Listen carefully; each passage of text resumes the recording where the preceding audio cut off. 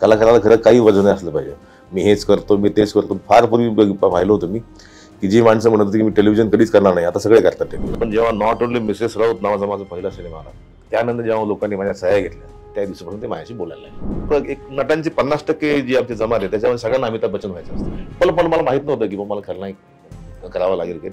पण मला खलनायक करणारे 2 माणसं. आपल्याकडून असं काहीतरी घडावं, आपल्याकडून अशी एक भूमिका घडावी जे पुढच्या नवीन प्रमाणात की मिलिंद शिंदेने केलेली ना ती भूमिका मला करता येईल. कारण नटाचा स्ट्रगल जो आहे ना तो कधीच संपत नाही. म्हणजे आधी काम मिळवायचं असतं तो पहिला स्ट्रगल, नंतर आणखीन काम मिळवायचं हा दुसरा स्ट्रगल, नंतर चांगलं काम मिळवायचं हा स्ट्रगल, आणि सतत काम मिळत राहिलं पाहिजे हा स्ट्रगल. हॅलो हाय नमस्कार, मी मज्जा गर्ल अंकिता लोखंडे. मज्जाचा अड्डा या कार्यक्रमात तुमच्या सगळ्यांचं स्वागत.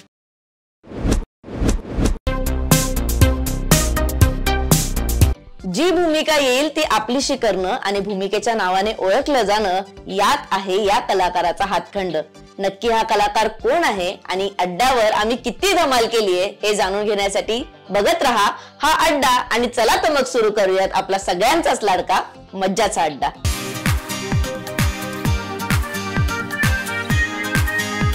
सगळ्यात आधी खूप स्वागत तुमचं मज्जाच्या अड्ड्यावर. आणि थँक्यू इथे आलात आणि आम्ही पहिल्यांदाच तुमचा इंटरव्ह्यू घेतोय सगळेजण मिळून. सो आत्ता भावना काय आहेत आणि आता किती प्रश्नांची उत्तरं द्यायला तयार आहात? नाही, उलट हे जास्त चांगलं आहे, कारण बऱ्याच वेळा आपण बघतो की एक आणि एक दोघच जण बोलत असतात आणि मग थोड्या वेळाने असं वाटतं की म्हणजे बघण्याला होत असेल कदाचित, असं माझं म्हणणं आहे की एक मोनोटोनी येऊन जाते. पण आणि एकच माणूस त्याची मनोअवस्था, त्याचं संगोपन, त्याचा काय म्हणतात एकच रस्ता धरून तो चालला असतो. पण जेव्हा 10 माणसं असतात तर 10 माणसाचे वैयक्तिक विचारसरणी, 10 माणसाचं अपब्रिंगिंग जसं झालेलं आहे तर त्या याच्यातून ते प्रश्न येतात. आणि प्रत्येकाची चिकित्सा वेगळी वेगळी, प्रत्येकाला वेगळं जाणून घ्यायचं. एकच गोष्ट एकाला नाही घ्यायची, प्रत्येकाला वेगळं काहीतरी कुतूहल असतं की हे कसं असेल, मग हे कसं करतात. मग ते जसं माझ्या आईला लोक विचारतात की हे जे खलनायकाच्या भूमिका करतात ते घरी जेव्हा यांना जेवण आवडत नाही तेव्हा ते काय जेवण फेकून देतात का? अशी पण एक चिकित्सा आहे. मग ते काय खातात वगैरे, तर ती प्रत्येकाचं वेगवेगळं आहे. प्रत्येकी जेवढी जास्त माणसं तर तेवढं जास्त फ्लेवर्ड आपण म्हणतो ना की ते तो तास चांगला होतो, तसं कन्व्हर्सेशन, संवाद चांगला होतो. अगदीच. पण आता सध्या काय सुरू आहे? घात हा चित्रपट आलाय प्रेक्षकांच्या भेटीला, पण आता सध्या काय सुरू आहे? आता एक साऊथचा सिनेमा चालू आहे, मालिका चालूच आहे कॉन्स्टेबल मंजू नावाची, नाटक चालू आहे पद्मनिधान नावाचं, शॉर्ट फिल्म चालू असतात. मी सगळं करतो, मी काहीच ठेवत नाही. काय मला काही वजन नाही, कलाकाराला खरं काही वजन असलं पाहिजे. मी हेच करतो, मी तेच करतो. फार पूर्वी पाहिलं होतं मी की जी माणसं म्हणत होती की मी टेलिव्हिजन कधीच करणार नाही, आता सगळे करतात टेलिव्हिजन. तर ते तसं की मला वाटतं कलावंताला कशाला असं भिंती बांधून घ्यायच्यात की मला हे नाही करायचं, मला ते नाही करायचं. सगळ्यांनी सगळं केलं पाहिजे, ती पण कलाच आहे. त्यामुळे मी काही 4-5 प्रांतामध्ये मी आपलं आल्यापासून करतो. फक्त मी प्रायोगिक नाटक कधी केलं नाही. आणि मग मला आल्यापासून प्रायोगिक नाटकांचं, मी नॅशनल स्कूल ऑफ ड्रामातनं पास झालो, NSD आपण ज्याला म्हणतो तिकडनं पास झालो. माझं शिक्षण नाटकातलं आहे, नॅशनल स्कूल ऑफ ड्रामा. पण त्याच्यावर किचन चालत नाही, म्हणून सिनेमे मालिका हे करायला लागतात.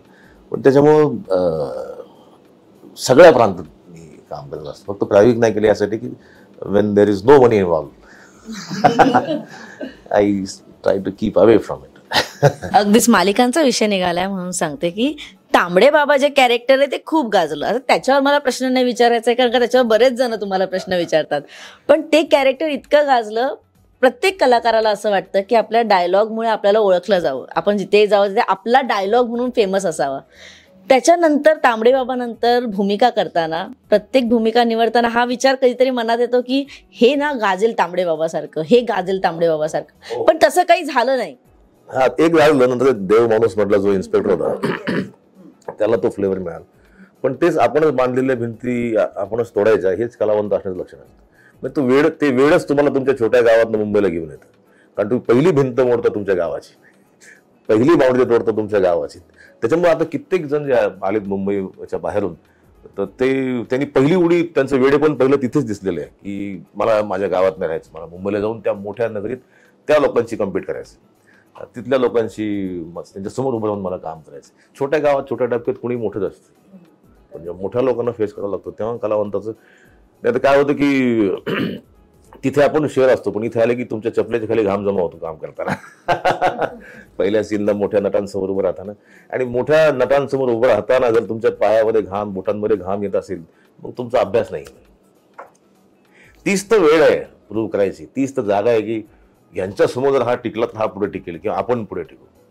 त्यामुळे असं वाटतं की प्रत्येक रोल वेगळा झाला पाहिजे. पण मला वाटतं देव माणूसला ते मिळालं. नंतर मी सरस्वती केलं होतं, त्याला ते आलं होतं वाटायला. पण तांबडे बाबानंतर देव माणूस जास्त क्लिक झालं, कारण ते डायलॉग लोकांना पाठ झाले. त्यात तुमचं वैयक्तिक स्किल लागतं ते करायला, कारण पोलीस सगळेच करतात, पण तुमचा पोलीस वेगळा झाला पाहिजे. कारण वाक्य सगळ्यांना पाठ होतात, इन्स्पेक्टर सगळेच दिसतात, शब्द सगळ्यांनाच वाचता येतात, पण त्यात तुमचा मसाला ॲड करावा लागतो, तुमचं स्किल ॲड करावं लागतं, त्याचे पैसे तुम्हाला मिळतात. पाठ सगळ्यांनाच होतं. अगदीच तुम्हीच विषय काढला आता म्हणून विचारते की डबक्यातून बाहेर फार कमी लोक येतात.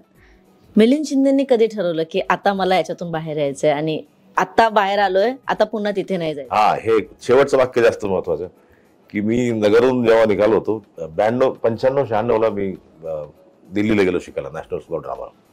तर नगरमध्ये एक आमचे दिल्लीला शिकत होते यशराज जाधव नावाचे, ते आता तिथे शिकवतात दिल्लीमध्ये. तर त्यांनी मला त्यांच्या वर्कशॉपला मी सहज गेलो होतो. तोपर्यंत मला राज्यनाट्य स्पर्धेत बक्षीस वगैरे मिळाले होते, त्यामुळे मला वाटायचं की बस हेच ऍक्टिंग आहे वगैरे. आणि आपल्याला सगळं येतं, आता कलावंताला असं मध्ये मध्ये झटके येतात की आपल्याला सगळं आलंय, आता आपल्याला काही गरज नाही आता कोणाला विचारायची. तर मी ते बघायला गेलो, काय असतं बघू ऍक्टिंग ऍक्टिंग काय शिकतात का कुठे, असा एक वर्ग असतो ना की ऍक्टिंग ते आतमध्ये असतं, ते आतमध्ये असतं, पण ते आतमध्येच असतं, ते बाहेर काढण्यासाठी तुम्हाला शाळा लागते. हा, आणि मग मी त्या वर्कशॉपला गेलो बघू काय करतात वगैरे. 2-3 दिवस मी टंगळमंगळ केली, म्हटलं काहीतरी हे असं काही नसतं वगैरे. पण चौथ्या दिवशी मला वाटलं की हे काहीतरी महत्त्वाचं सांगतोय आम्हाला. आणि मग जेव्हा ते शिबिर संपलं, नाट्य शिबिर, तो मला म्हणलं की तू इथे नकोच थांब, तू दिल्लीला जा. पण पुन्हा एक कॉम्प्लेक्स येतो ना की जिथून नसीरुद्दीन शहा पास झाले, ओमपुरी पास झाले, अलीकडचे नवाज वगैरे सगळे हे पास झाले, तिथं आपलं होईल का. तिथं ही ट्रेन मी, त्यांनी माझे मॉक इंटरव्ह्यूज घेतले बरेच, तिथून बाहेर पडलो. मी म्हटलं पण ही रिस्क आहे, ही गॅम्बल आहे, घरच्यांना कबूल होणं फार अवघड आहे सगळं. कारण आपल्या म्हणजे छोट्या गावामध्ये काय होतं की 900 रुपयाची नोकरी कर, तो पगार तुलाच ठेव, आम्हाला 1 रुपया देऊ नको, पण नोकरी कर, तुझं भविष्य बघ. कारण एका वयानंतर मग तुम्हाला परतीचं धोरण असतं, एका वयानंतर तुम्ही हरता त्यानंतर तुम्हाला काही करता येत नाही. तर ते तसं होतं. पण मी ठरवलं की आपण चान्स घेऊ, समजा आपण एनएसजीला सिलेक्ट नाही झालो तर आपण लॉला ऍडमिशन घ्यायचं आणि सेम टाइम UPSC करायचं. तर मी म्हटलं 3 वर्षात मी एकाच वेळेस वकील आणि एकाच वेळेस कलेक्टर होईल. तसं बाहेर पडलो. पण सर, तुमचं बालपण, घरातील संपूर्ण परिस्थिती आणि यातून तुम्ही इथवर कसे पोहोचलात, हा एक प्रवास आम्हाला ऐकायला. माझ्या वडिलांचा विरोध होता, कारण माझे वडील शासकीय अधिकारी होते, उच्च पदस्थ होते. ते तेव्हाचे MPSC म्हणजे 74-75 सालचे MPSC अधिकारी. त्यामुळे ते प्रमोशन शेवटी जेव्हा रिटायर्ड झाले तेव्हा डेप्युटी कमिशनर होते नाशिक डिव्हिजनला. तर त्यांना वाटायचं की मी UPSC करून IAS व्हावं, कारण त्यांच्यावर फक्त एकच पद राहिलं होतं IAS व्हायचं. कारण त्यांनी मला किस्सा सांगितलं होता, एक IAS 23-24 वर्षाचे यंग पोरं IAS IPS होतं आणि त्यांच्या हाताखाली 50 वर्षाचे 55 वर्षाचे अगदी रिटायरमेंट आलेली माणसं काम करतात. ती माणसं त्या कलेक्टरच्या केबिनमध्ये जातानाही घाम पुसतात आणि केबिनमधून बाहेर आल्यावरही घाम पुसतात, इतका त्या पदाचा धडारा असतो. आणि इतक्या कमी वयात तुम्हाला किती, you have many ladders to climb. जो माणूस 24व्या वर्षी जेव्हा कलेक्टर होतो, जेव्हा तो 60ला रिटायर होईल तेव्हा तो कुठं असेल, त्यांचं पोस्टिंग दिल्लीला, रॉमध्ये, इकडे तिकडे त्यांचं पोस्टिंग होतात, पुढे सारखं झालं. पण त्यांचा विरोध होता. आईचा मात्र मला सपोर्ट होता. म्हणजे रात्री तालमीवरनं घरी गेल्यावर दार काय ट्रिकनं उघडं ठेवायचं की जेणेकरून मी कळलं नाही पाहिजे मी कधी आलोय घरी. म्हणजे मी कितीही वाजता आलो तरी सांगायचं 8 वाजता झाला. कारण माझ्या वडील सकाळी 3ला उठायचे आणि 6:30-7ला झोपायचे. ते 2दा जेवायचे, एकदा 9:15ला, एकदा 6:30ला. दिवसभर पाणी नाही, काही नाही घ्यायचं. तर तो एकदम कट्टर असा शिस्तीचा माणूस आणि माझी थोडी कलावंत मनाशी, तर त्याच्यामुळे ते होतं. बाकी भावंडांना तेव्हा काही से नव्हताच, मलाच नव्हतं मोठं. फक्त त्या सपोर्टमुळे बाहेर पडलो. पण बरेच वर्ष माझ्या एवढे माझ्याशी बोलत नव्हते. ते पाठीमागे सांगायचे तिला अजूनही वेळी, माझ्या आईला सांगायचे की अजूनही वेळी गेलेली नाही, त्याला सांग UPSC कर, काय वय आहे अजून, काही एवढं काही झालेलं नाही. पण मी पडलो तिथून बाहेर. पण जेव्हा नॉट ओनली मिसेस राऊत नावाचा माझा पहिला सिनेमा आला, त्यानंतर जेव्हा लोकांनी माझ्या सह्या घेतल्या, त्या दिवसापासून ते माझ्याशी बोलायला लागले. असं तर. आणि नंतर मग जसं जसं प्रगती होत गेली, मालिका वगैरे येत गेल्या, नंतर त्यांना मिलिंद शिंदेचे वडील म्हणायला लागलो. आणि कुठल्याही बापासाठी फार मोठी गोष्ट असते आपल्या मुलाच्या नावानं आपली ओळख व्हावी. पण सर तुमच्या जिद्दीने तुम्ही इथवर पोहोचलात, पण कलाकाराच्या आयुष्यात एक असा पॉईंट असतो ना की सर्टन पॉईंटला अमाऊंट आपल्याला महिन्याच्या महिन्याला मिळत नाही, कामावर सगळं डिपेंड असतं. तर मग ही आर्थिक गणितं तुम्ही कशी मांडलात? माझं काय झालं, माझा पहिला सिनेमा आला नॉट ओनली मिसेस राऊत, तो होता गजेंद्र अहिरेचा सिनेमा. गजेंद्र अहिरे आणि नंतर आम्ही दोघांनी सलग 9 सिनेमे केले. म्हणजे पहिले 9 सिनेमे त्याचा बायोडाटा आणि माझा बायोडाटा बरोबर सेम होता. मग तुम्ही अजूनही माझं नाव सर्च करा, बाजूला गजेंद्रचा फोटो असतो की you also search also search मध्ये त्याचा एक पहिला असतो, हा बाजूला त्याचा फोटो असतो. तर त्याच्यामुळे पहिलं बायोडाटा आमचा तोच होता. त्याच्यामुळे सलग 9 सिनेमे. बरं, गजेंद्रचा स्पीड जो आहे सिनेमा करण्याचा तो वर्षाला 3 वर्षाला 2 असा आहे किंवा जास्तही असतं. आता तो फार गिफ्टेड माणूस आहे. त्याच्यामुळे ती तिकडनं एक रक्कम सारखी येत होती आणि त्यामुळे ते एक हे झालं. आता माझ्यामध्ये माझ्याकडे 2 गाड्या होत्या, त्यामुळे गजेंद्र सारखं म्हणत असे की या 2 गाड्यापैकी एक गाडी तुझी आहे, कधीही घेऊन जा, कारण त्या पैशातनं मला हे सगळं घेता आलं. त्यामुळे ती बरोबर गणित जमली. आणि मग सिरियल तसं कोणीतरी म्हटलं बघायचे की सिरियलनी एक रक्कम महिन्याच्या महिन्याला सारखी येते तुम्हाला. महिन्याच्या महिन्याला तुमचा चेक येतो आणि तुम्ही गोष्टी प्लॅन करू शकता की मला वर्षभर ही सिरियल चालली तर मी एखादं घर घेईल, मी एखादी गाडी घेईन किंवा आणखीन काय, तुम्ही फार्म हाऊस काहीही प्लॅन करू शकता. पण ती फिक्स्ड अमाऊंट, पण वर्षभर टिकेल असा ट्रॅक पाहिजे आणि वर्षभर टिकेल असा ट्रॅक तुम्हाला करता आला पाहिजे. तुम्हाला TRP नसेल किंवा तुम्हाला बघण्यात लोकांना इंटरेस्ट नसेल. आता मी नवीन ऐकलं ते खरं की कुठे मला माहित नाही, पूर्वी मालिकांचे TRP होते की या मालिकेला इतका प्रेक्षक वर्ग आहे किंवा हे आहे. आता आर्टिस्टचे TRP की आर्टिस्टला किती वेळ लोक बघतात, when he is on the screen is he watchable, तर त्याच्यावर सुद्धा आहे. आणि मग then you are in demand or not in demand. अगदीच मालिकांचा विषय करेक्ट आहे. आता चॅनलचा TRP नसतो, म्हणजे आधी मालिकांचा असायचा, आता चॅनल चालला आणि प्रत्येक आता कोण आर्टिस्ट आल्यावर लोक थांबतात वगैरे असं पण काहीतरी आहे. ते खरे खोटे मला माहित नाही असलं पाहिजे. हो, पण मालिकांचाच विषय निघालाय सर. आधीच्या मालिका आणि आत्ताच्या मालिका तुम्हाला काय फरक वाटतो काम करताना? कारण का आत्ताच्या मालिकेला उठसूट सगळेच प्रेक्षक ट्रोल करतायत, पण बघतायत देखील. गेल्या जे काही पास्टच्या ज्या काही मालिका होत्या, ट्रोल म्हणजे सोशल मीडिया नव्हतं म्हणून ट्रोलिंग इतकं नव्हतं, पण त्या मालिका ट्रोल करण्यासारख्याही नव्हत्या. आताही या मालिकांचं कंपॅरिझन त्या मालिकांशी केलं जातं की वादळवाट होतं, आभाळमाळा होती, तसं का नाही तुम्ही पुन्हा आणत. तुम्हाला काय वाटतं, कारण का तुम्ही याच्यात काम करताय, तेव्हाही करत होता आणि आताही आहात? आता म्हणजे काही लोकांना वाईट वाटेल, पण मला वाटतं की वादळवाट, आभाळ माया, अवघाची संसार किंवा आपलं नॅशनलवर बरेच चांगले रजनी, चांगले दामिनी, ह्यांना एक हे होतं. आणि पूर्वी आता फार तंत्र आलंय, कटिंग चाहिए म्हणतात. मला आठवतं मी एक सिरियल करत होतो, लक्ष्मण रेषा नावाची, शशांक सोलंकींची सिरियल होती. त्याच्यामध्ये विनय आपटे असायचे. विनय आपटे मला खूप सिनियर, म्हणजे मी शाळेमध्ये असताना वगैरे त्यांची नाटकं बघितलेली, पण त्या वेगात काम होत गेलं मला, त्याच्यामुळे मला त्यांच्यासोबत काम करण्याचा योग आला. तर ते आले म्हणायचे कोण आहे आज आर्टिस्ट, प्रोडक्शनवाले सांगायचे की 1 वाजता बॅकअप, सगळी 1 सीन 1 शॉट लावा, तुम्ही कॅमेरा सोबत कोरिओग्राफ करा, आम्हाला मुवमेंट द्या, कटिंग नका मारत. 5 सीन 5 तासात झाले नाही. तर त्याच्यामुळे काय होतं की 1 सीन 1 शॉटला कोरिओग्राफ केल्यामुळं आपोआप परफॉर्मन्स तयार होतो, पॉझेस तयार होतात, गिव्ह अँड टेक तयार होतं. आणि सगळ्यांना एक जबाबदारी येते की हा 3-4 पानांचा सीन आपल्या सगळ्याला 1 गो मध्ये करायचा. त्यामुळे डिसिप्लिन, ट्रॉली ढकलणाऱ्या माणसाला पण वाटतं की चुकलो तर सगळं परत करावं लागेल. कोणी असिस्टंटला वाटलं की आपण मध्ये बोललो चुकावं लागेल, बाहेर सायलेन्स म्हणलं, सायलेन्स शब्दाचा अर्थ अलीकडे लोकांना कळत नाही. 5 वेळा सायलेन्स म्हणल्यावर लोक म्हटल्यावर सायलेंट होता. त्याच्यामुळे सायलेन्स म्हणल्यावर सगळा सेट शांत व्हायचा. आर्टिस्टला एक डिसिप्लिन येते, कॅमेरामनला डिसिप्लिन येते, फोकस पुलरला डिसिप्लिन येते, गॅफरला, लाईटवाल्याला, सगळ्यांना, एक साऊंडवाल्यांना, सगळ्यांना वाटतं की करेक्ट झालं पाहिजे. ही एक असं फार छान सीन परफॉर्म व्हायचा. आता काय होतं, पहिल्या शॉटमध्ये किती डायलॉग आहेत, 4 तेवढेच पाठ करू, पुढचं बघा. तर त्याच्यामुळे एक तंत्र यायला लागतं फार, आणि तंत्र जास्त वर येतं आणि त्यातलं जो आशय पोहोचवायचा आहे तो थोडा खाली राहून जातो. पण त्यांचं असं म्हणणं आहे की कटिंगमुळे कसं फार हॅपनिंग वाटतं, सांग कट केल्यामुळं. त्याच्यामुळे आता काय आता आपल्याला झालंय 1 क्लिक सिंड्रोम झालं. म्हणजे आपल्याला समजा मोबाईलवर एखादा फोटो आला किंवा व्हिडिओ आला, तो असं केलं की अपलोड झाला पाहिजे किंवा डाउनलोड झाला पाहिजे की लगेच तो उघडा झाला पाहिजे. थोडा वेळ लागला की आपलं वाटतं इतका काय वेळ लागतोय, इकडे सर्च करतो, तिकडे सर्च करतो, वायफाय काम करत नाही का, तिकडे काम करत नाही का. तर त्याच्यामुळं सगळं कट कट कट कट मध्ये आणि फार ते कॅची करायच्या भानगडीमध्ये, कारण प्रेक्षक वर्ग तसा झालाय. मग त्यांना थोडा वेळ असं वाटलं की हे म्हणजे सिनेमा हॉलमध्ये सुद्धा आपण बघतो की सिनेमा चालू आहे आणि त्यांना वाटलं की फार बोरिंग, लगेच व्हॉट्सअप सुरू होतं सिनेमा हॉलमध्ये. तुम्हाला अचानक दिसतं की एका ठिकाणी लाईट लागलाय. तर ह्या प्रेक्षक वर्गाची चॉईस बदललेली, तो थांबत नाही आता. मध्ये आता तरी मी जेव्हा कॉलेजला असताना तर मध्ये अतिशय बकवास गाणी यायच्या सिनेमात, म्हणजे कुमार शानू किंवा हे उदित नारायण किंवा सोनू निगम यायच्या मध्ये असं थोडा एक काळ होता की जो काही फार संगीताच्या बाजूने बरं नव्हतं. लोक गाणं सुरू झालं की उठून निघून जायचे आणि गाणं संपलं यायचे. त्याच्यामुळे प्रेक्षकांची पसंती, त्यांचं चॉईस, त्यांचा प्राधान्यक्रम बदलल्यामुळे मग माध्यमांनाही तसंच खाद्य त्यांच्या ताटात टाकायला. कारण मग आपण काय म्हणतो, त्यांना जे आवडतं तेवढं द्या, कारण ते थांबले, त्यांनी बघितलं तर जाहिराती येतील, जाहिराती आल्या तर चॅनल चालेल, मग सगळा तो खेळ येते सगळं. त्याच्यामुळे ते खेळाच्या नादात, रंजन करण्याच्या नादात कधीतरी आशय सुटून जातो.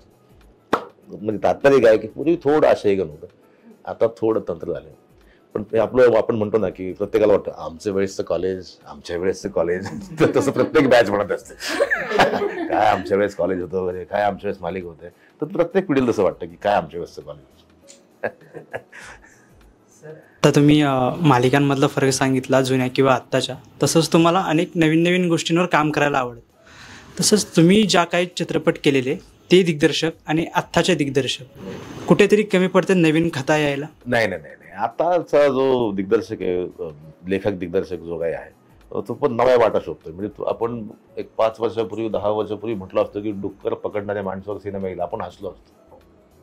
पण तो आला, राहिला आणि राहील काय. तर असं नवजून असं काय नाही, प्रत्येक काळातला शोध वेगळा असतो, प्रत्येक काळाचं माणसाचं अंडरस्टँडिंग वेगळं असतं, प्रत्येक काळातला माणसाचा शोध वेगळा असतो. म्हणजे फार पूर्वी असं होतं की बाबा जगण्याचं असं होतं आणि सगळ्यांना फक्त हिरो हिरोईनचे सिनेमा लागायचे.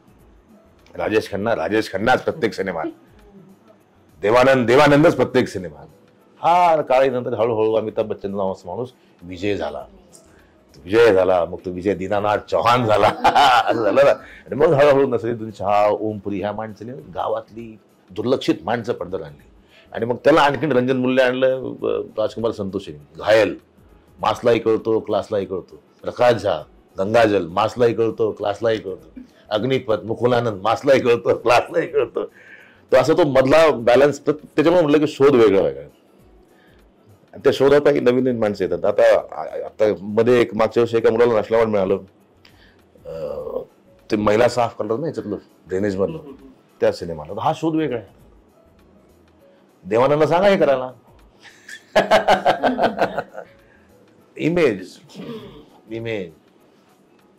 सर, तुम्ही मगाशी तुमच्या चित्रपटाबद्दल बोलले की नॉट ओनली मिसेस राऊत, तर त्या भूमिकेला तुम्हाला पुरस्कारही मिळाले काही. तर ती भूमिका जिथे प्रसिद्धी सुरुवात झाली त्या भूमिकेमुळे, तर ती किती जवळची आहे तुमच्यासाठी? नाही, त्यावेळेस तुम्ही अगदी नौखा होतो, तंत्र मला फार कळत नव्हतं.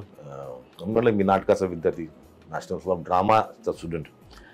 पण काय होतं की लेखकाला जे म्हणायचे ते तुमच्या तोंडी असेल. ऑथर बॅक रोल आपण ज्याला म्हणतो, ऑथर बॅक रोल.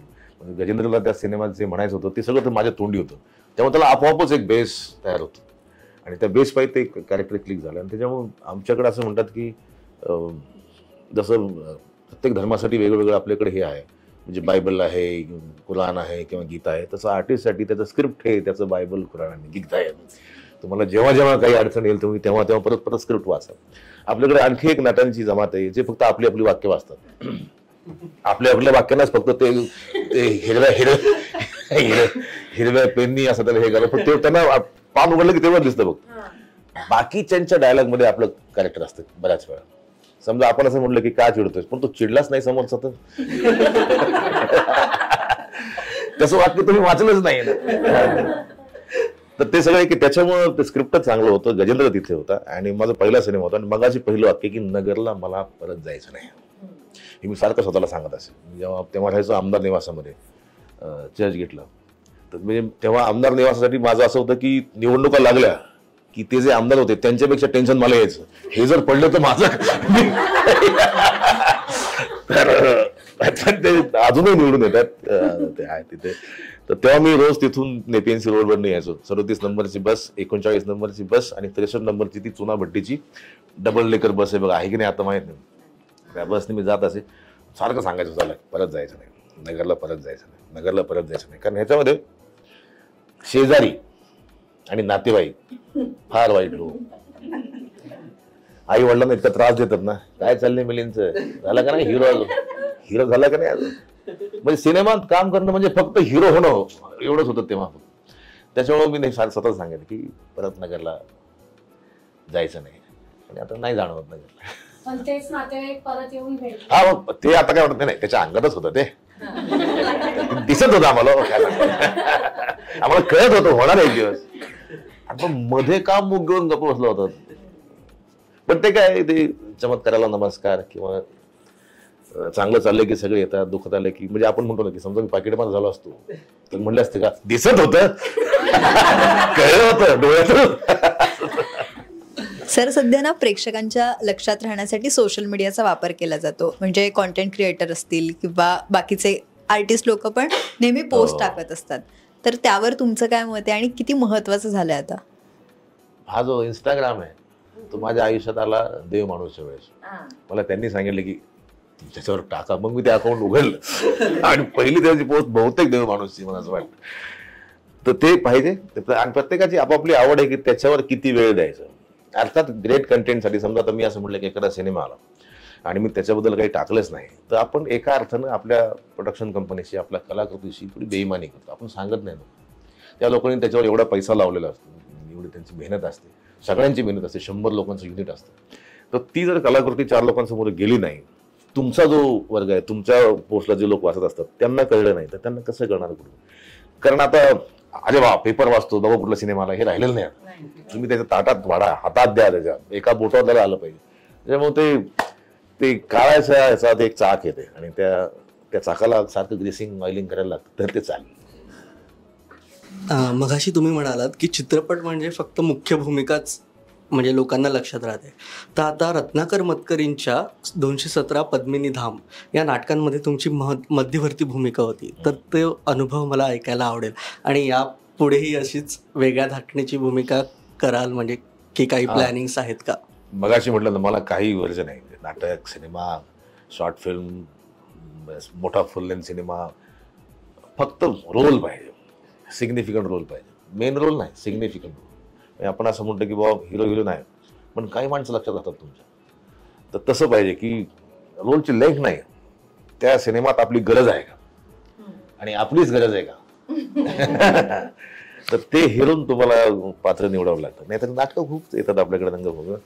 पण मी म्हटलं हे जागा आहे. आणि सगळ्यात महत्वाचं, इथे खोदकाम करायला किती जागा आहे. नट म्हणून तुम्हाला इथे खोदकाम करायला, नक्षीकाम करायला, भरतकाम करायला, विणकाम करायला किती जागा आहे, की तुम्हाला गार्निश करता येईल घ्यायला असं, आणि किती जागा आहे त्याकडे. काही जागा लगेच कळतात, या इथे करता येईल, इथे करता येईल, इथे करता येईल. आणि मग ते ऐकून रोल घ्यायचा आणि मग सजवायचं. दुबे म्हणायचे नेहमी, सत्यदेव दुबे, अगर आपकी माँ मर गई और आपको रोना है, रो लेकिन उसे भी खूबसूरत बनाओ. म्हणजे काय लाइटिंग नाही करायचं स्वतःला, बघतात लोक. तुम्ही बघा की जेव्हा शोले सिनेमात अमिताभ बच्चन शेवटी मरतात, असं बघत राहतो आपण. की अग्निपथ सिनेमात अमिताभ बच्चन शेवटी आईच्या मांडीवर ठेवून मा त्यांचा मा थिएटर भर घुमतो असं. तर हे आहे ते कलाकाराचं, की ते खूबसूरत बना, प्रेझेंटेबल बना. तर ती कलाकाराचं हे आहे की बाबा ते फ्रिशन म्हणतात, to add some friction to it. अगदीच सर, आता तुम्ही बोलात की मला फक्त रोल हवाय, त्यात माझं किती काम आहे ते मला बघायचंय, छान काम करायचंय. हे सगळं करताना कुठेतरी भीती वाटते का कधी तुम्हाला की प्रेक्षक मला विसरले तर, मध्ये समजा एखादा पॅच गेला की काहीच काम नाहीये किंवा मनासारखं काम येत नाहीये, आणि या काळात जर प्रेक्षक मला विसरले तर, ही भीती असते, प्रत्येक कलाकाराला असते. तुम्हाला आहे का? नाही, मला नाही वाटत. मला पुरी वाटायची, पण आता युट्यूबमुळे तुम्ही सारखे जिवंत असता. तुमच्या मालिकांचे एपिसोड युट्यूबवर आहे, तुम्ही काही जाणार नाही कुठे. पण जेव्हा मी नवीन होतो, मुंबईला आलो होतो, तेव्हा असं वाटायचं की वडील म्हणतात ते बरोबर आहे, आपण UPSC केलं पाहिजे. वडील म्हणायचे त्याला गती आहे, गोष्टींची माहिती आहे, शब्दांची फोड करायची सवय आहे. समजा मी एखादी गोष्ट वाचली की बाबा SIP, आपण नुसतं SIPच म्हणतो, पण SIP म्हणजे काय, तो सिस्टमॅटिक इन्व्हेस्टमेंट प्लॅन. आज सकाळी म्हटलं की SWP, मला हे काय नवीन, सिस्टमॅटिक विड्रॉवल प्लॅन. तर ह्याची जी चिकित्सा असते तुमच्या मनामध्ये, नाबार्ड म्हणजे काय, ICICIचा काय फुल फॉर्म, HDFCचा फुल फॉर्म काय आहे, किंवा परवा एका म्हटलं की मी माझ्या ऑफिसच्या ODC मध्ये आहे. म्हणलं ODC म्हणजे काय, ऑफशोर डेव्हलपमेंट सेंटर. बाहेरच्या कंपन्यांचे इथे जे ऑफिस आहेत त्यांना ODC असं म्हणतात, आणि ते ऑन शोअर डेव्हलपमेंट सेंटर. तर ही मला पहिल्यापासून याची चिकित्सा आहे. मला एकदा वडिलांनी विचारलं किंवा LG कंपनीचा फुल फॉर्म काय. LG पूर्वी ते लाईफ गुड होतं, आता लकी गोल्ड स्टार. तर हे असं lucky gold star life good आता खाली झालं असेल, पण ते हे सगळं होतं मला. त्यामुळे मला वाटायचं की आपण वडील म्हणतात ते बरोबर आहे, आपण UPSC केलं पाहिजे, आणि मी ते करायला घेतलं होतं. पण मग पुन्हा असं वाटायचं की एवढं NSD केलंय, परत जायचे मग, आणि पुन्हा असं ते फ्लिप असं व्हायचं की मग पुन्हा वाटायचं की नाही, इथे काही खरं नाही आपलं. कारण तेव्हा सगळे असे गोरे गोरे गोरे गोरे हे सगळं मस्त. काही लोक स्ट्रगललाच गाड्यात नाही यायचे, आणि आम्ही आपले बस नाही कळकट्ट. म्हणजे दरवेळेस मी मिल्लत नगर कुठं आहे, आदर्शनगर कुठं आहे, तेव्हा लोटसच्या पलीकडे मुंबई नव्हती. मला मी जेव्हा मुंबईला तेव्हा सिटी मॉलचं बांधकाम चालू होतं, आणि मोंजनीच लास्ट स्टॉप होता. आता कुठे गेले सगळं. तेव्हा वाटायचं की काही खरं नाही आपलं. मग वाटायचं की आपलं रोल मिळून काय मिळणार आहे आपल्याला. शिपाई, रामागडी, कुरिअरवाला boy, postman, conductor, security guard.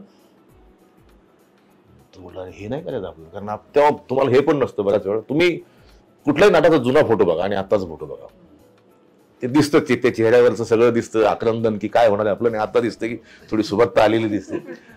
तर ती मला वाटायचं की काय होणार आहे आपलं, हे नाही करायचं आपल्याला. पण ते मला वाटलं, ती एक बस असते, ती फिरत असते, आणि ती वळणं असतात, त्या वळणावरून ती बस जात असते. बरोबर त्या वळणावर तुम्ही त्यावेळेस उभे पाहिजे ज्यावेळेस ती बस तिथून पास होते. पण ह्याच्यामध्ये अवधार्य कोणाचं आहे, आपलं नाही, अवधार्य आतल्या लोकांचं आहे. बस आली, वळण पण आले, पण त्यांनी तुम्हाला आत तर घेतलं पाहिजे. तुम्हाला त्या बसमध्ये घेणारी माणसं पाहिजे. त्यामुळे कलावंत तुम्ही किती चांगले आहेत मला माहित नाही, पण ती बस तुम्हाला हेरता यायला पाहिजे, ते वळण तुम्हाला हेरता आलं पाहिजे की आज याच वळणावर बस येणार आहे.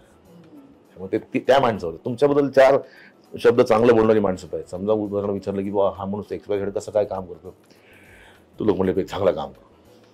पण काही लोक चांगलं काम करतो म्हणतात, पण नंतर पण म्हणतात चांगलं काम करतो, पण बघ म्हणजे तुझ्या हिशोबाने बघायचं, तर पण फार गडबड करतो. त्यामुळे तुमच्याबद्दल चांगलं बोलणारी 4-5 तरी माणसं इंडस्ट्रीमध्ये असली, काम माहीत असलेली की हा करतो तो चांगलं काम. जसं माझं पहिलं नाटक जे मला मिळालं ती फुलराणी. वामन केंद्रेनं एक माणूस पाहिजे होता की जो ज्या आवाजात बोलतो त्याच आवाजात गातो. ही फार अवघड अट होती. म्हणजे आपण काय होतं की बोलायचा आवाज आपला वेगळा आहे, आणि गायला लागलं की आपण लगेच मधुर मधुर मधुर गायला चांगलं आपलं लगेच आपलं इथून कुठून तरी आवाज काढून असं करतो. तर वामन केंद्र म्हणले की जसं बोलणार तसंच गाणं सुरू करता आलं पाहिजे. तर तिने माझं नाव सांगितलं, आणि ती मला 1 वर्ष ज्युनियर होती दिल्लीला शिकायला. तर हे ते आहे. कारण वामन केंद्राने विचारलं की ठीक आहे पण काम कसं करतो, त्यामुळे तर म्हणले असेल की चांगलं काम करतो. त्याच्यामुळे तो प्रवास ही वळणावरच्या बसेस जे आहेत ना ते आहेत, आणि आत येणारी माणसं आहेत ती ही आहेत. पण सर, आम्ही आता कित्येक वर्ष कलाकारांशी बोलताना इंडस्ट्रीमध्ये किती अपडेट झालं असेल तरीसुद्धा रंग, रूप, तुमची बॉडी लँग्वेज खूप मॅटर करते, असं कलाकारांकडून पण येतं. तुम्हाला स्वतः याबद्दल काय अनुभव आहे? मला कधी हा कॉम्प्लेक्स नाही आला, कारण तुम्ही एकदा स्वतःला कबूल केलं ना की मी असाच आहे, मी असा दिसलो. तुम्ही स्वतःला जर मनामध्ये म्हणत असाल की नाही मी शाहरुख खानला दिसलो पाहिजे, किंवा मी मल्होत्रा दिसलो पाहिजे, किंवा मी टायगर श्रॉफ दिसलो पाहिजे, शक्य नाही. आधी स्वतःचं असेसमेंट स्वतः केलं की मी आपलं असंच आहे. मी मला उलट तुम्हाला सांगतो, जर मला खूप केस असते तरी आज इथे बसलेलं नसतं. तुम्ही सांगा कुरड्या केसांचा तांबड्यावर झाला असता का कधी? आणि काय असतं की सगळं एक नटांची 50% जी आमची जमात आहे त्याच्यामध्ये सगळ्यांना अमिताभ बच्चन व्हायचं असतं. एकच बेट नाहीये जगामध्ये. शाहरुख खान सारखा माणूस आहे, तो शाहरुख खान नावाचं स्वतःचं बेट तयार करतो. सगळ्यांना अमिताभ बच्चन नाही होत आहेत, पण शाहरुख खान होत आहेत, मनोज वाजपेयी होत आहेत, इरफान होत आहेत, मराठी भाषा सुबोध होत आहेत. त्याच्यामुळे ते आपल्याला आपलं असेसमेंट केलं की मला मिलिंद शिंदे व्हायचं, की मला XYZ व्हायचं. सतत त्या माणसाची स्पर्धा करण्यात तुम्ही एवढी मेहनत, कारण त्याच्यामध्ये तुम्ही कॉपी करायचा प्रयत्न करता. आहे ते अमिताभ बच्चन आहेत, त्यांची बॉडी, त्यांचा आवाज सगळं तसं आहे त्यांचं. तुम्ही पाहिलं मुकेश खन्ना वगैरे ही सगळी मंडळी अमिताभ बच्चनला कॉपी करण्यात हे झालं. तुम्ही बघा मुकेश खन्ना आधीचे, त्यांचं सगळं बोलणं मिस्टर बच्चन सारखं. त्याच्यामुळे आपला प्रवास आपल्या स्वतःला असेस केल्यावर आपल्याला कळतं की आपली ही जागा आहे, आपण इथं स्कोर करू शकतो. पण मला माहित नव्हतं की मला खलनायक करावं लागेल की, पण मला खलनायक करणारे 2 माणसं. पहिला संगीत कुलकर्णी, दिग्दर्शक संगीत कुलकर्णी, आणि दुसरा गुरु ठाकूर. नटरंग सिनेमाचं जेव्हा हे चाललं होतं जमवा जमव, तेव्हा त्यातला जो खलनायक आहे नटरंगवाला, त्यावेळेस गुरु ठाकूरने मला नाव सांगितलं तुम्ही रवी जाधवला. तर ही ती माणसं आहेत, म्हणतात ना की ही बसमधली जी माणसं आहेत ना, ही बसमधली माणसं. त्या वळणावर तुम्ही आता याला घ्या. पण निगेटिव्ह रोल असताना आणि खलनायिका म्हणून रोल असताना त्याच टाईपकास्टचे रोल येतात, ह्याची कधी खंत वाटली? नाही, ते आपली जबाबदारी आहे.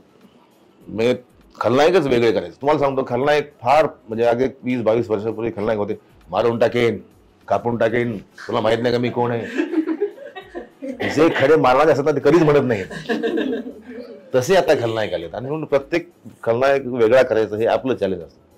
मी असं नटरंगमधलं वेगळं आहे, तर मग आपण त्यानंतर मी तांबडे बाबा केलं, जो काय त्यानंतर आता जो चालू आहे तो तात्यासाहेब. तर हे सतत तुम्हाला स्वतःलाच वेगळं द्यायला लागतं. नाही तर तुम्ही म्हणता तसं की आपलं ठीक आहे, आपण काय करू, पब्लिक कंटाळतं तुम्हाला. एकदा पब्लिकने तोंड वाकडं केलं, नाक मुरडलं तुमच्यावर, मग you are about to fall now. तर त्यामुळे ती तुमची जबाबदारी. कारण रोज मुंबईत हजारो कलाकार येतात छोट्या छोट्या गावातून. दलित कला केंद्रातनं 25 लोक, दिल्लीवरनं 5 लोक पास होतात, औरंगाबाद विद्यापीठातनं 20-25 लोक येतात, बीडवरनं काही लोक येतात, नागपूरवरनं काही लोक येतात. तेच करत राहिला तर ही माणसं पाठीमागे तयार आहेत. सर, पण तुम्ही मगाशी बोललात की कलाकाराला नक्षीकाम करता आलं पाहिजे, पण अभिनय कौशल्य तेवढं महत्त्वाचं असतं. पण तुमचा पहिला कानडी सिनेमा आलेला, आणि त्या सिनेमात तुम्ही असे बोललेलात की ती भूमिका मला माझ्या अभिनय कौशल्यामुळे नव्हती भेटली, तर असं का? तेच मगाशी तिथे एक मल्लिका नावाची NSDची क्लासमेट होती, गिरीश कर्नाड त्याचे दिग्दर्शक होते. गिरीश कर्नाड त्यांनी मुंबईमध्ये मोठं ऑडिशन सेशन लावलं, आणि ते मला माहित पण नाही, कारण तेव्हा मुंबईला आलोच नव्हतं. मला मुंबईला त्याची भीती वाटायची. ते ऍडव्हान्स, ते घर, आणि मुंबई म्हणजे दाऊद इब्राहिम, मुंबई म्हणजे गँगस्टार, सगळं असं मला तेव्हा होत. म्हणजे मुंबईमध्ये सारखे लोक पिस्तूलच घेऊन फिरतात वगैरे, असं एकमेकाला मारतात, रस्त्यावर सारखा चिखल असतो वगैरे. तेव्हा मुंबईला जायचं, आणि पुन्हा ते ईस्ट वेस्ट, ट्रेनचा दरवाजा या साईडला येतो, स्टेशन या साईडला येते की स्टेशन त्या साईडला येतं. इथून हे समजा जोगेश्वरी असेल तर अंधेरीपासून दरवाजा कुठल्या साईडला, प्लॅटफॉर्म कुठल्या साईडला येणार आहे. ह्या सगळ्यांमुळे मला असं तेव्हा ती मल्लिकाने ऑडिशन गेल्यावर ते परत गेलं बँगलोरला. मल्लिका बँगलोरची.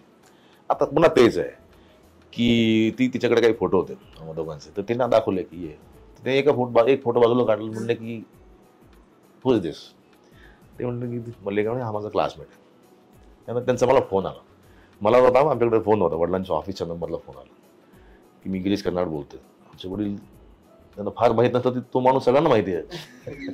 तर त्यांनी मला सांगितलं की मिलिंद शिंदे सांगा मला फोन करा.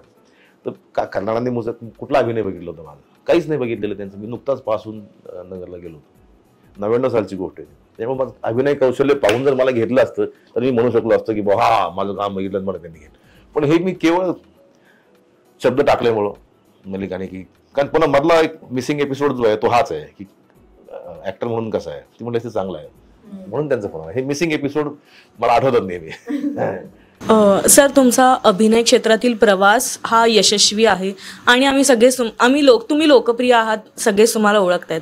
पण या क्षेत्रात काम करताना तुम्हाला पत्नीचा कसा सहभाग लागला, किंवा म्हणजे कसा तिने तुम्हाला कितपत पाठिंबा दिला, काय सांगायला? नाही, माझ्यापेक्षा हे मी इंटरव्ह्यूला जावं हे हे असतं. मला नाही, म्हणजे मी म्हणत नाही काय करत नाही, होईल नंतर. तर ते त्यांचं प्रोत्साहन असतं की, कारण ते नवा काळ बघत असतात ना, रोज नव्या काळाचं ते पाईक आहेत सगळे, मोबाईल आणि व्हॉट्सॲप आणि हे आणि यूट्यूब चॅनल आणि न्यूज पोर्टल्स वगैरे, त्यात तुम्ही जायला पाहिजे वगैरे. ठीक आहे, जातो, तो सपोर्ट देतो. तुमच्याशी लाईनअप करताना हा इंटरव्ह्यू त्यांचा फार जोर होता की नाही त्यांचा इंटरव्ह्यू घ्या, त्यांचा इंटरव्ह्यू म्हणजे तोच प्रश्न जरा रिपीट करेन की किती पुश मिळतं, कारण का माणूस एकटा खूप चालू शकतो, खूप वेळ एकटा राहू शकतो, पण आयुष्याच्या एका टप्प्यावर एखादा जोडीदार असेल तर मग थोडं, कारण तुम्ही मोकळे राहतात तुमचे हात पसरायला, कारण घर सांभाळायला, मुलं सांभाळायला, किंवा कुटुंबाचा तो डोलारा सांभाळायला, तुमचे आई वडील तुम्हाला सांभाळायला तुमचा एक माणूस घरावर लागतो. आणि की तुम्ही तुमचं काम करा, बाकी मी इकडे सांभाळायला. असं होतं की मी आपली एक थोडीशी जबाबदारी डोक्यावर थोडंसं हे कमी होतं. नाही तर आपलं असं होतं की इकडे बघायचं तिकडे बघायचं आणि हे करायचं. तर तो एक सपोर्ट लागतोच आणि तो प्रत्येकाला लागतो. म्हणजे पत्नी म्हणून लागतो. कधी कधी असं होतं की मग आपली पत्नी अभिनयात काम करते आणि नवरा दुसरा काहीतरी करतो, तर ह्याचा सपोर्ट तो दोन्हीकडून येतो, वाईस वर्सा. पण माझ्यासाठी माझ्या पत्नीचा सपोर्ट तुम्हाला तर जास्त माहिती. पण अगदी इतके चित्रपट करताना सर, आता जेव्हा स्क्रिप्ट येतात तेव्हा कुठेतरी कलाकाराला कळतं की हा चित्रपट इतका चालणार नाहीये किंवा हा चित्रपट नाही केला तरीही चालेल, तरीही आपण किंवा तुम्ही कदाचित तो चित्रपट निवडला असेल, तर कधी दिग्दर्शकाला सांगून पाहिले की नको करूस बाबा हा चित्रपट, किंवा असं काही झालंय कधी? नाही, मी म्हटलं की नाही, काय होतं दिग्दर्शकाला त्याचा पूर्ण त्याच्यावर विश्वास बसला होता की हे म्हणजे पाथर पांचाली आहे, हे म्हणजे जागतिक सिनेमा आहे. म्हणजे कित्येक डिरेक्टर असं म्हणायचे की सैराट आहे सर, दुसरा सैराट आहे, रादर सैराटपेक्षा भारी आहे. इतकी श्रद्धा बसली त्याच्यावर, आपण त्याचं नको हे करायला. आपण म्हणायचं की तारखा नाही येत थोडीशी किंवा काहीतरी आवाज सव्वा पैसे सांगायचे, म्हणजे नकोच एकत्र काय त्याच्या मनामध्ये कशाला हे द्यायचं, आता त्याला करू दे. पण बऱ्याच वेळा काय होतं की सगळे सिनेमे चांगले येत नाहीत तुमच्याकडे, म्हणून मी एक ट्रिक शोधलेली आहे. 1 वर्ष जो येईल तो सिनेमा करायचा. हा, त्याच्यामध्ये जबाबदारी एक आहे. आपण म्हणतो क्रिकेट मॅच दरवेळेस टीम जिंकत नाही, पण आपण तर सेंचुरी मारू शकतो, आपण ऍटलीस्ट 60 रन तर काढू शकतो, आपण आपला रोल तर करून जाऊ. त्याच्यामुळे आपलं काम चांगलं करायचं. आता सिनेमा तो त्याचं मीडियम, डायरेक्टरचं मीडियम आहे, त्यामुळे तो ठरवेल काय ते. आपलं मग 1 वर्ष जो येईल तो सिनेमा करायचा आणि 1 वर्ष फक्त निवडक सिनेमा करायचे. त्यावेळेस ही सगळं मुंगीचे तसंच कामाला येते. तर ते तसं करा. आणि काही डायरेक्टर ऐकण्यातले असतात, काही म्हणत ना, आपण समजा सांगायला गेलो त्यांना की मला असं नाही मी करतो ते बरोबर आहे, नंतर एक शब्द बोलायच नाही. कुठला डायलॉग बोलायचा आहे, ठीक आहे, काय बोलायचं एवढं ठीक आहे, ऐकूनच घ्यायचं. तुमचं ही कानच बंद आहे तुमचं. त्याच्यामुळे ते काही ठिकाणी ती लाईन सुरळीत असते, काही ठिकाणी ती कम्प्लीट बंद असते. त्यावेळेस आपण त्रागा नाही करून घ्यायचा, तुमच्या पद्धतीने करा, आम्ही आमच्या पद्धतीने. असं इथे बसायचं की बरं इथे बस, कसं बसायचं इथं, असं ठीक, ओके चला. मी असं म्हटलं चल, नाही मी सांगतो तसंच बसा. एका डिरेक्टरने मला सांगितलं होतं, माझ्या पायाचा शॉट होता. आता हे कसं दिसेल माहित नाही, त्याच्यावर फक्त पाय दिसतात माझे, फक्त पाय, आणि पायावर कॅमेरा आणि आवाज येतो फक्त माझा. काय आवाज नाही ओळखला का तात्यासाहेब? तर मी केलं, मी दिसत नाही, माझे फक्त पाय दिसतात. तर झालं मग action, silence, roll camera, action. काय आवाज नाही ओळखला का तात्यासाहेब? कट. काय झालं? ते तात्यासाहेब आहे ना, ते पायात तात्यासाहेब आलं पाहिजे.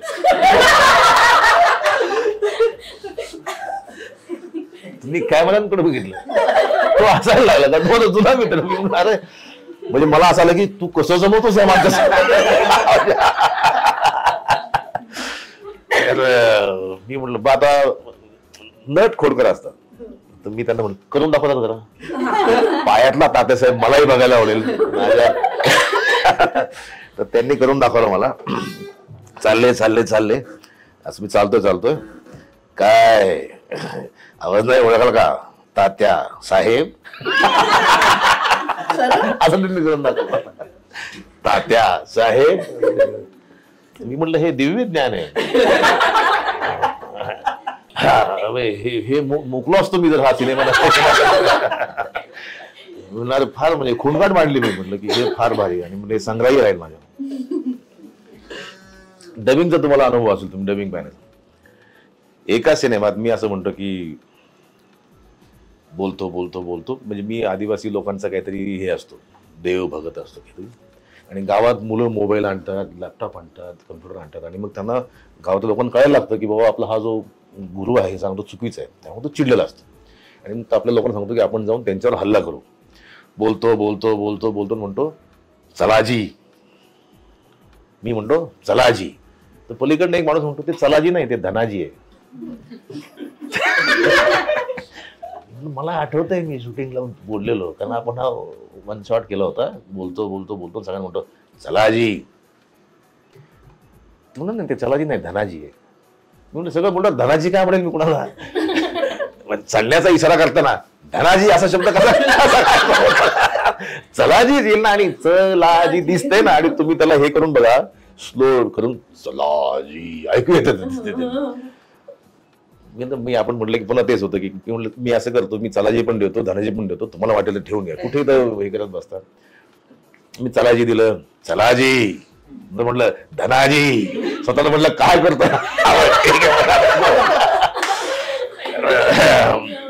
मला नंतर म्हणतात ते की नाही नाही ते चलाजीच आहे.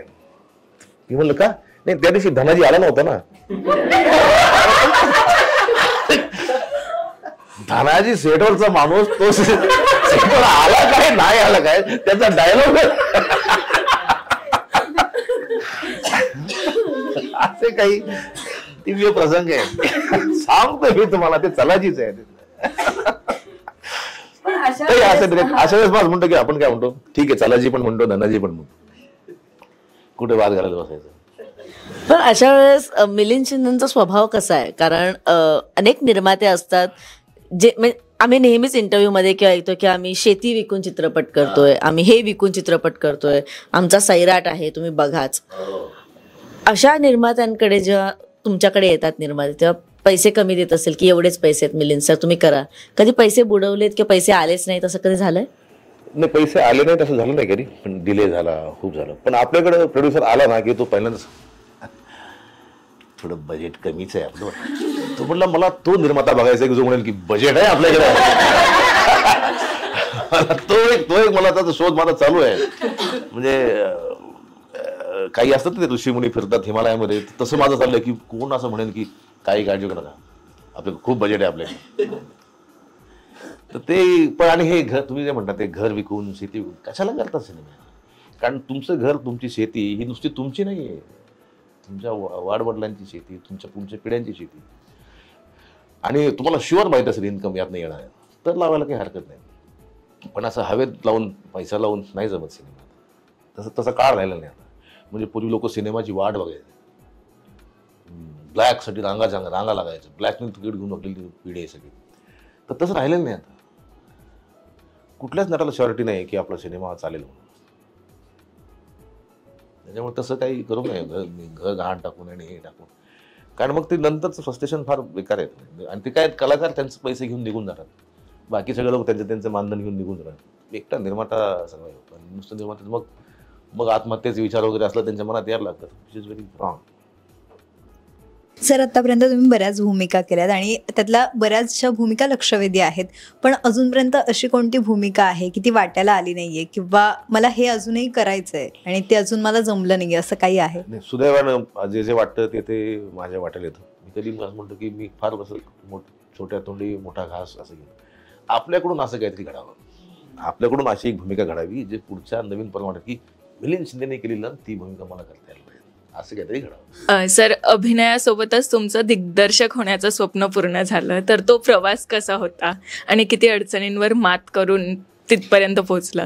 दिग्दर्शन मी तुम्हाला गंमतच फार आहे याच्यामध्ये. मी जेव्हा शिकायला होतो NSDला तर तिथे मी कॉम्प्लेक्स खूप ना, आपण असं दिसतो वगैरे, आपली 3 इंचाची मान आहे, 28ची कंबर आहे आपली, काय होणार आहे आपलं मुंबईला जाऊन डायरेक्शन वगैरे करूया, सोपं सगळ्यात दिसत नाही कुणाला, काही नाही कळत नाही.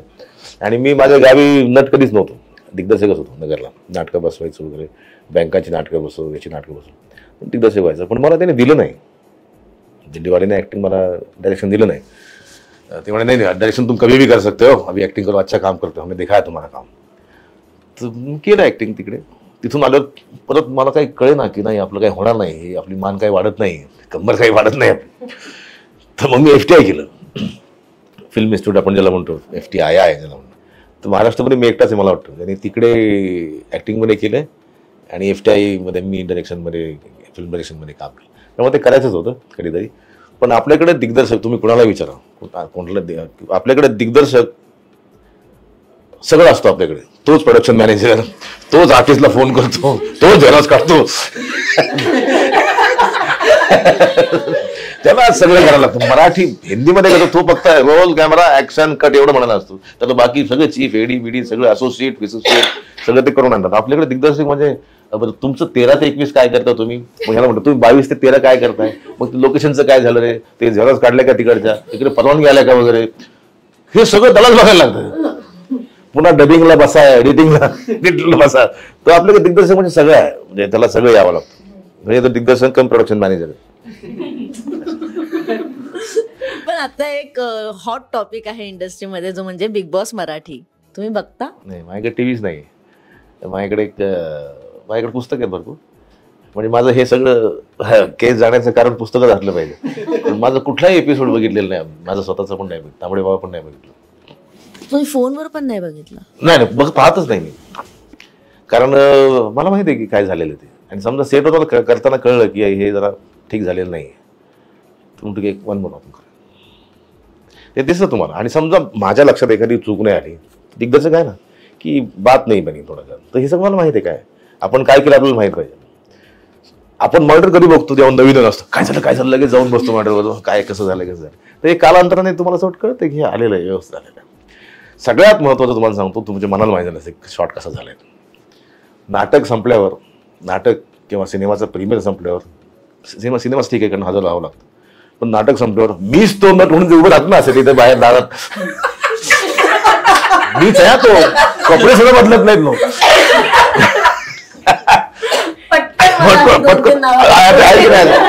बरं, ह्यांना हे कळत नाही की तुम्ही बोलवलेलं, पास देऊन बोलवलेला माणूस कसं म्हणत वाईट काम केलं म्हणून. आज तागत असं कधी झालंय का की फार वाईट काम झालं यार? कोणीच म्हणत नाही.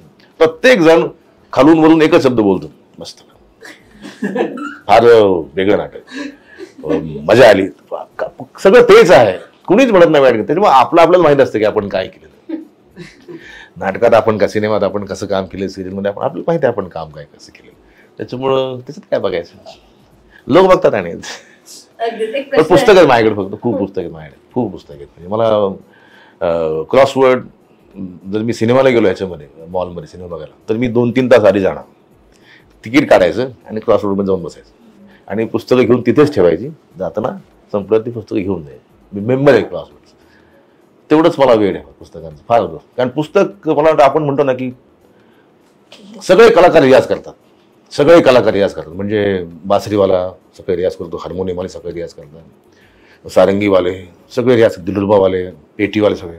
नट काय रियाज करतात किंवा नटाला रियाज करायचा असतो हे ध्यानीमनीच नाही कोणाची. मला तर सगळं आलेलं आहे, मी सेटल आहे आता. मला एक अतिशय, ज्याला कोणी ओळखत नाही तो नट मला भेटला होता, सर 2 सिरीज झालोत माझ्या, आता 2 सेटल झालो मी. आता नट कधी सेटल होत नाही. अमिताभ बच्चन सुद्धा मध्ये म्हणले मी I am not yet settle. जर त्यांचं हे विधान असेल तर आपण कसं काय असं म्हणू शकतो. त्याला पुस्तक हा आमचा रियाज. तुम्हाला सांगतो, प्रत्येक एखादा समजा कथासंग्रह आहे, तर कथासंग्रहात समजा 10 कथा आहेत आणि 10 कथांमध्ये सरासरी 5-5 पात्र आहेत. एक पुस्तक वाचल्यावर तुमच्याकडे 50 पात्रांचं तुमच्याकडे एक आयुर्वेद तयार होतो. आणि लेखक लिहितात, मी नुसतं ओळी वाचून अल्फाबेट आणि बाराखडी येते म्हणून वाचायला नाही पाहिजे. कसं नुसतं हसत तो बघत राहिला, हसलाच नाही, मला त्याचं हसणं दिसलंच नाही, हे करून बघता आलं पाहिजे. तो फिक्कट हसला, काय असतं फिक्कट हसणं म्हणजे, हे पुस्तक बाजूला ठेवून करून बघता आलं पाहिजे. त्याच्या डोळ्यात काहीच नव्हतं, शून्यही नव्हतं. काय असते ही भावना, जी लिहितात तेव्हा त्याच्यामध्ये हे काय, हा रियाज आहे सगळा, आणि हे करून बघायला पाहिजे. आणि ती व्यक्तिमत्व, त्यांचं मनोविश्व, त्यांचं भावना, त्यांचं जगणं त्यांनी चितारलेलं असतं. तो तुमचा नट म्हणून नाही बघा. आता घातसाठी समजा, आता ही माणसं आम्ही पाहिलेली नाही, पण हे कुठेतरी वाचलेलं असतं आपण की आता हे असे असतात. आता असं आपण म्हणतो की त्यांनी मला सांगितलं होतं की तुम्ही 9 किलो वजन कमी करा. कारण जंगलातली माणसं आहेत, त्यांच्याकडे गाड्या नाही आहेत, बाईक नाही आहे, त्यांच्याकडे 4 व्हीलर नाही, ते सारखे चालतात या जंगलातून त्या जंगलात, त्यांना पोट असूच शकत.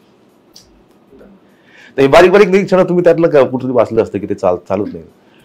तर हा सगळा ऐवज तुमच्याकडे असतो. वाचनात जे भेटतं म्हणजे अगदी गृहशोभिका पण वाचा. म्हणजे काही पण तुम्हाला समजा काही इंटरेस्टिंग गोष्टीत, नमस्कार माझं लग्न झालेलं आहे, माझ्या नवऱ्याशी माझं जमत नाही, काय करता येईल बरे. मी बघू तरी काय उत्तर दिलं या माणसाने.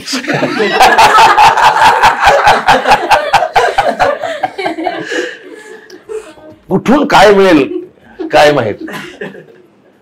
ऐक नाही, असं वाटतं नाही की आता काय उत्तर देतो हा माणूस, जो लव गुरु किंवा जो कोणी गुरु आहे तो काय सांगेल या महिन्यात. बघू तरी काय काय बुद्ध्यांग या लोकांचं वगैरे, किंवा किती चांगल्या गोष्टी असतात ना त्याच्यावर. म्हणजे अगदी तुम्हाला सांगतो, भजी आणलीत, संपलं ना, तेलकट कागद असतो ना, तो पण वाचला पाहिजे. आहे ना हातामध्ये, 4 वेळ वाचायला किती वेळ लागतो असं आहे. त्याच्यामुळे टेलिव्हिजन नाही, माझ्याकडे छोटा लॅपटॉप आहे, आयपॅड आहे, त्याच्यावर काही वाचावंसं वाटलं काय बघायचं ते. सर इतका अभ्यास आहे तर आता एका रात्रीत स्टार होणारे पण बरेच कलाकार असतात, पण तुम्ही खूप अभ्यास केलेला आहे किंवा पुस्तकं वाचता प्रचंड आणि इतका अभ्यास प्रत्येक व्यक्तिरेखेचा असतो, तर एका रात्रीत स्टार जे होतात त्यांच्याबद्दल काय म्हणायचं किंवा नशिबाची साथ असते का? त्याच्यामध्ये 2 गोष्टी आहेत, 2 प्रश्न याच्यामध्ये. एक तर तो अभ्यास कधीच संपत नाही, कारण नटाचा स्ट्रगल जो आहे ना तो कधीच संपत नाही.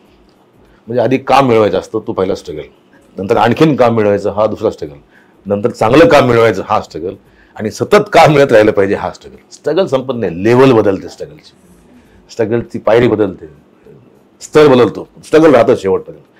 आणि दुसरी गोष्ट, एका रात्रीत जे स्टार होतात, मी अलीकडच्या काळात जवळून पाहिलं एक उदाहरण, आणि त्याला खरंच म्हणतात ओव्हरनाईट स्टार, रिंकू राजगुरू. म्हणजे आपण म्हणतो की गुरुवारी ती मुलगी काहीच नव्हती, शनिवारी ती मुलगी स्टार झाली ओव्हरनाईट, असं कुणाला मिळेल, फार रेअर आहे, म्हणजे फार पूर्वी मिळायचं. आणि सबस्टॅन्शियलिटी आहे, परफॉर्म चांगलं करतात.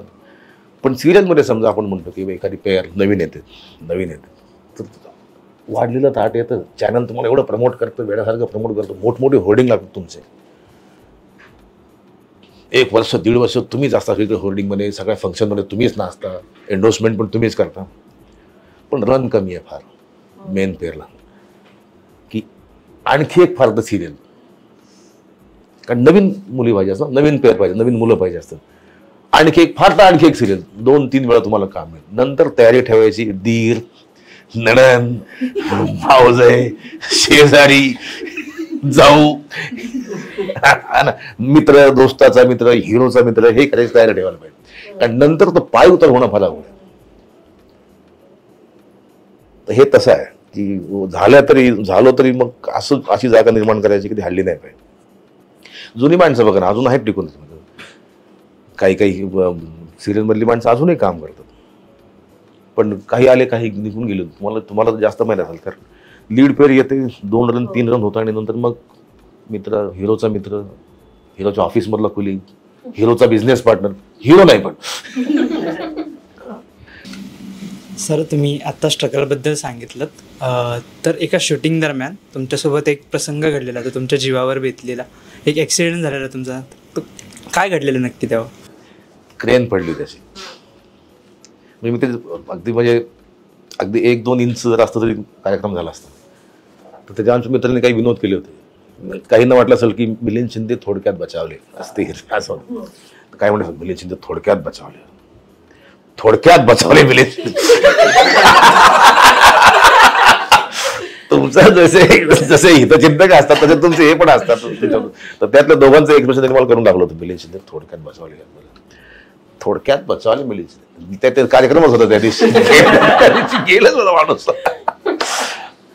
क्रेन पडली होती ती बाजूला, ते बाजूला जाईल थोडंसं, अगदी गेलो होतो. म्हणजे जयंतीच होती माझी, सिनेमाचा जयंतीच.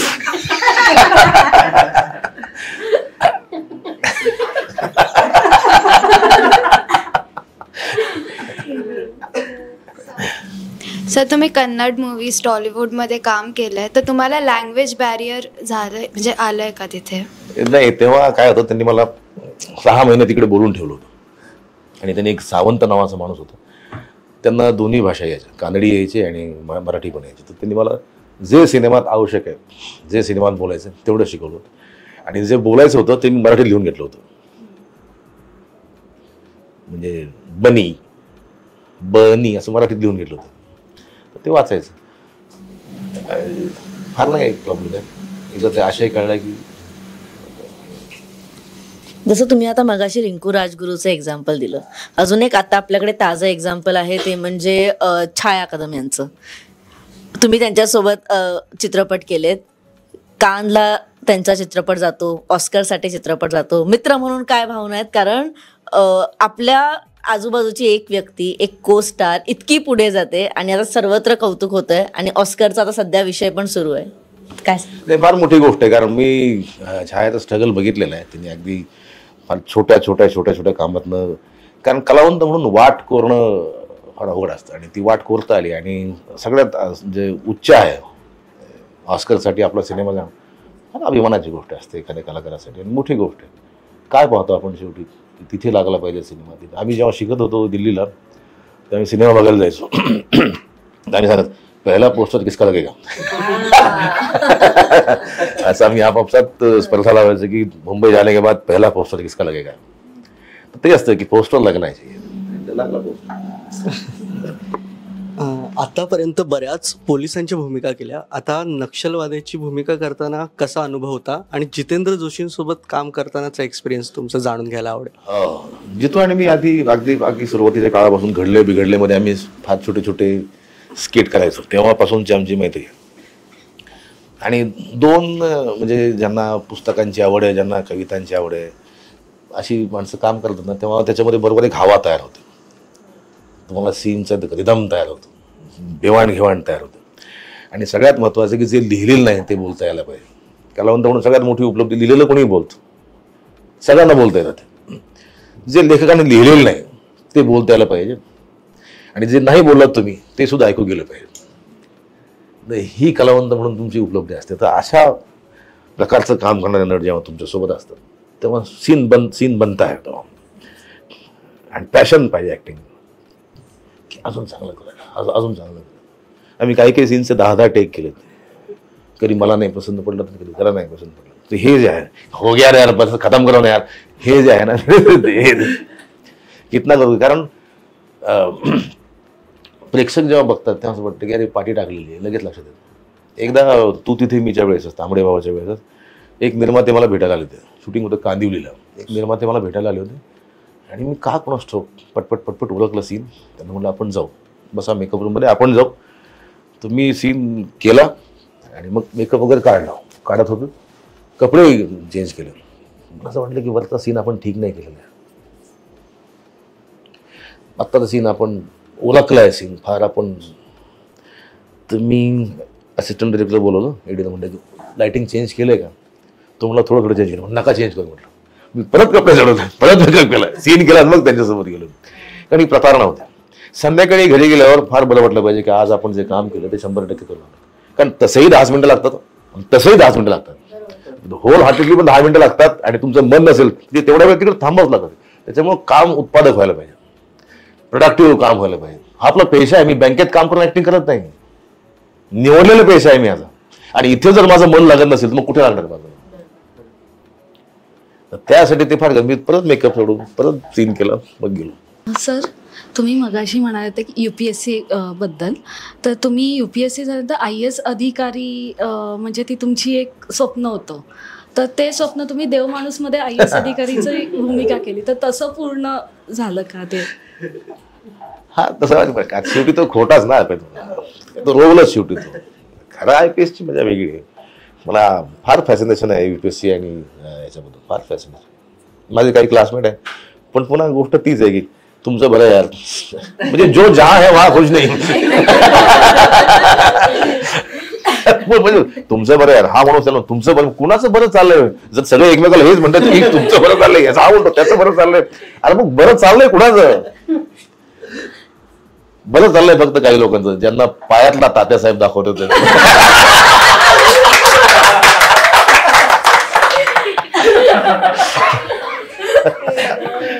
सर अड्डा फारच सुंदर सुरू आहे. म्हणजे या शेवटाला आपण आलोय. मला फक्त एकच प्रश्न तुम्हाला आत्ता विचारावा असं वाटतं की फार मुलं आहेत ना आपल्या इंडस्ट्रीतला ग्लॅमर बघून येतात, गाव सोडून येतात, नगर सोडून येतात, ते डबकं सोडून येतात की खूप मोठं व्हायचं, यांच्यासारखं व्हायचं. त्याचा मागचा स्ट्रगल त्यांना माहिती नसतो. अजूनही तुम्ही स्ट्रगल करताय हे त्यांना माहिती नाहीये. त्या मुलांना आज तुम्हाला जर या अड्ड्यावरून जर काही सांगायचं असेल तर काय सांगाल. छोट्या छोट्या गावामध्ये ना स्पर्धा होतात, एकांकिका स्पर्धा होतात. तर तिथे एक बक्षीस मिळालं, अभिनयाचं सर्टिफिकेट मिळालं. तो मुंबईला यायचा पासपोर्ट नाही आहे.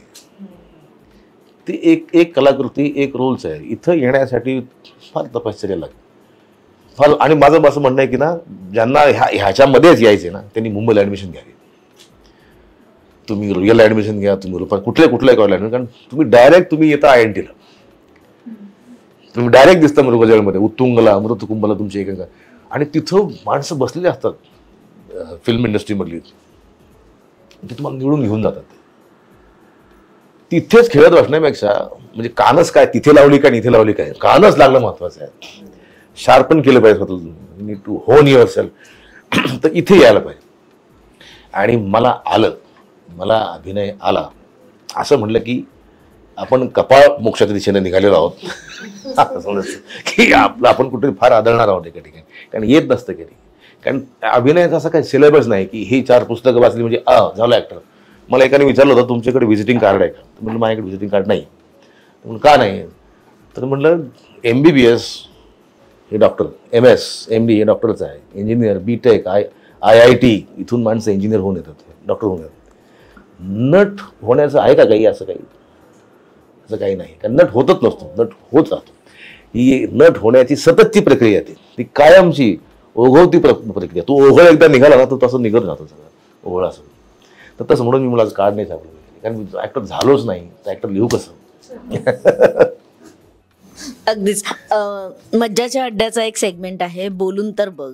आपण स्वतःशी फार कमी बोलतो, फार कमी वेळेला स्वतःशी संवाद साधतो. सो मज्जाचा अड्डा तुम्हाला एक चान्स देतोय की आज नगरच्या त्या मिलिंद शिंदेला काही सांगायचं असेल किंवा त्याला थँक्यू म्हणायचं असेल, तर आज मुंबईतले मिलिंद शिंदे काय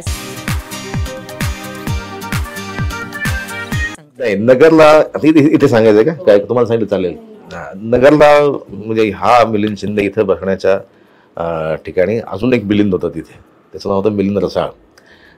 आणि मला त्याला थँक्यू म्हणायचं, कारण मी त्याच्या आधी बीडवरून आलो होतो. बीड माझं जन्मगाव आहे. आणि तिथं नाटकात आलं की बाणाचं नळाचं न श श ह ळ क्ष द्य हे सगळं मला मिलिंदने शिकवलं. त्यामुळे त्या नगरला आणि त्या मिलिंदला मी अतिशय मानतो आणि त्याचं खूप आभारही मानतो. त्याच्यामुळे म्हणजे त्या मिलिंदमुळं हा मिलिंद इथे बसलेला आहे. धन्यवाद. चांगलं आहे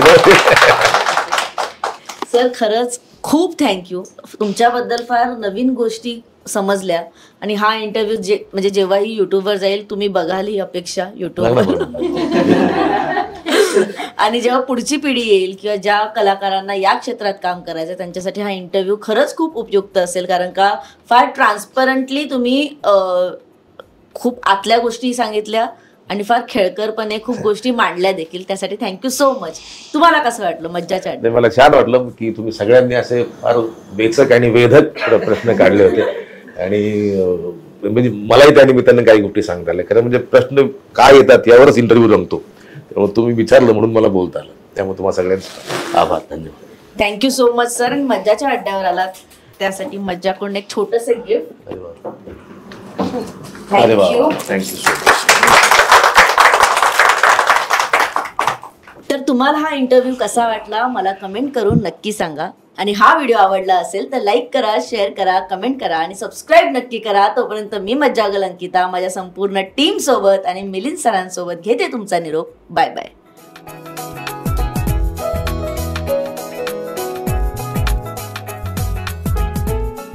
मराठी चित्रपटसृष्टीमधील latest update, original web series, shows, गाणी आणि एंटरटेनमेंटसाठी आमच्या चॅनलला सबस्क्राईब करा आणि बेल आयकन दाबायला विसरू नका.